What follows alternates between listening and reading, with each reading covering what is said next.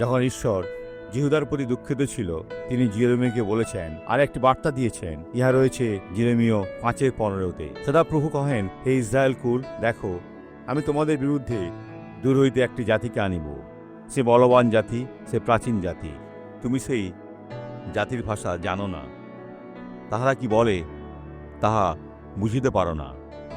আর ইহা আজ এই প্রতিজ্ঞা পূর্ণ হবে, কারণ যে জাতি দূরে সে দিয়া বলে, সেটা নরকের থেকে। আপনি সেই ভাষা বুঝবেন না। ইহা শুধু ঘৃণা আর ঘৃণা। যারা শয়তানের প্রশংসা করে, যার নামে লুসিফার, সে পাগল আর সে বড় মূল্য চোকাবে। যিশুর কাছে ফিরে আসুন, দেখুন তিনি এই ব্যক্তির জন্য কি করেছেন। কোনো নড়াচড়া করলেই খুব লাগতো। আজকে আপনি ঝুঁকলেন। আমি নিজের পা ফেলতে পারতাম না, আপনি জানেন। আমি ঝুঁকে নিজের পা স্পর্শ করতে পারতাম না, কিন্তু এখন পারছি। বোন, যেন আমরা দেখতে পাই, তাই আবার করুন। এখন ঝুঁকুন। বন্ধুরা, ওনাকে দেখুন। ঈশ্বরের গৌরব।